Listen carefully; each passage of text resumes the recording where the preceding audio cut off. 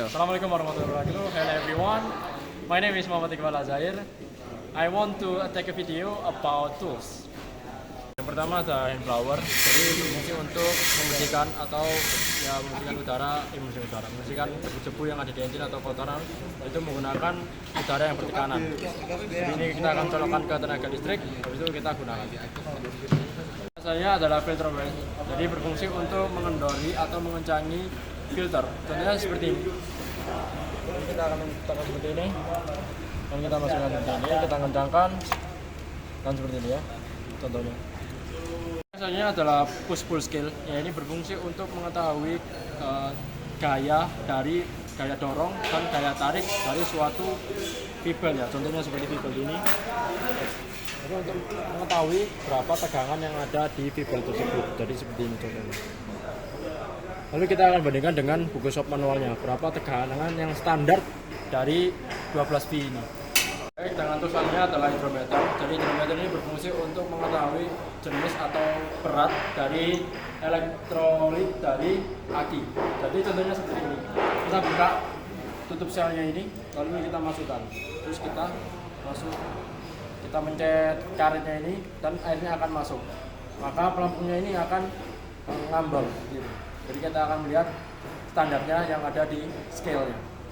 Baik, terus selanjutnya adalah grease gun. Jadi grease gun ini berfungsi untuk sebagai pelumasan pada suatu unit yang bergerak. Contohnya seperti armnya ekskavator, bucketnya. Jadi kita akan masukkan ke pentil yang buat tempat grease gun-nya.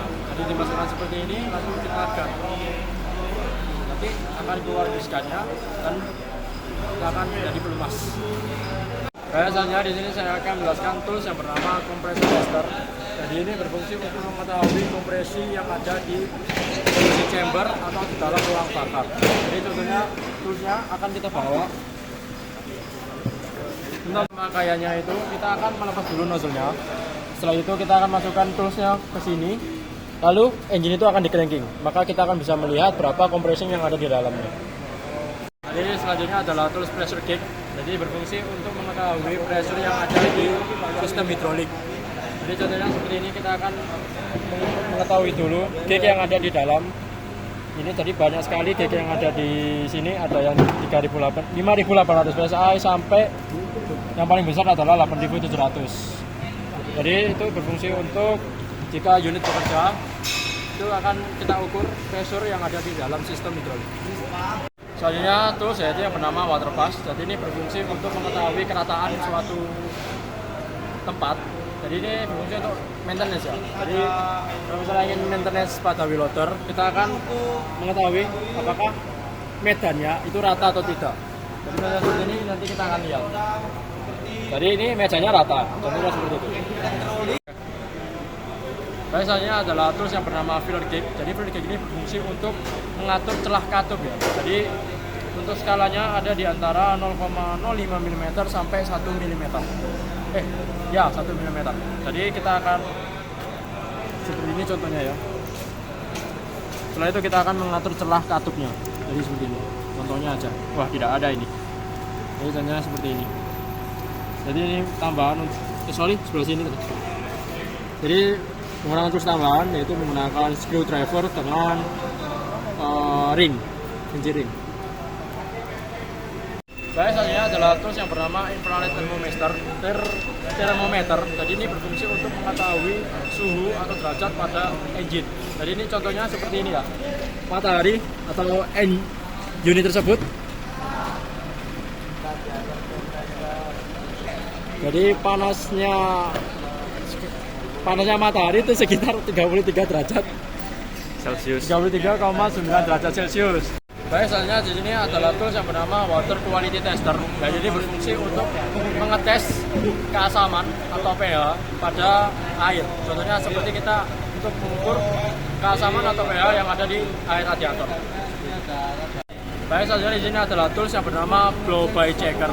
Jadi ini berfungsi untuk mengetahui tekanan gas yang ada di dalam oil pan. Jadi ada air, terus kita akan mengetahui berapa tekanan yang ada di dalam oil pan tersebut. Selanjutnya ini adalah tools yang bernama radiator cup tester. Jadi ini berfungsi untuk mengetahui tekanan yang ada di radiator. Jadi contohnya kita akan melihat ukuran yang ada di tutupnya tersebut seperti ini ya. Kita lihat contohnya saja. Terus kita pasang kembali. Setelah itu kita pompa. Kita masukkan di sini. Set. Setelah itu kita pompa. Dipompa. Terus kita lihat apa jika gignya bergerak menurun, maka itu ada terjadinya kebocoran yang ada di dalam radiator. Baik, selanjutnya adalah tools yang bernama digital multimeter. Jadi ini berfungsi untuk mengetahui tegangan, hambatan, dan arus yang ada di baterai. Jadi kita akan atur ke volt, ke tegangan. Setelah itu kita akan mengecek tegangan yang ada di aki tersebut.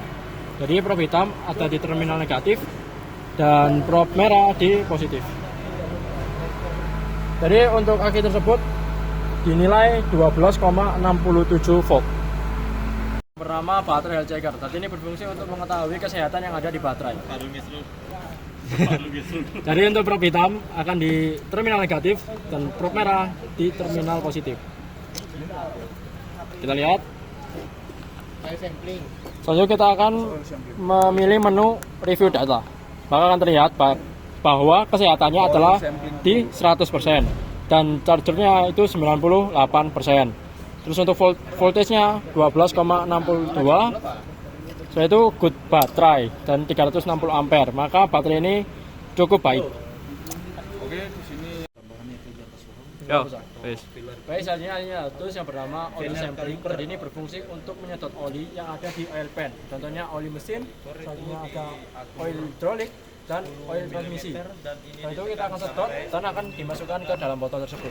Nah, fungsinya apa sih untuk mengetahui oil sampling tersebut? Jadi ini itu berfungsi untuk mengetahui partikel-partikel yang ada di dalam oli, terus zat-zat yang ada di dalam oli. Setelah itu keasamannya juga apakah layak untuk di oli engine, contohnya apakah kekentalannya sudah sesuai, terlalu encer atau tidak, apakah untuk suhu dingin itu sudah bagus, untuk suhu panas itu sudah bagus atau tidak. Jadi contohnya seperti itu.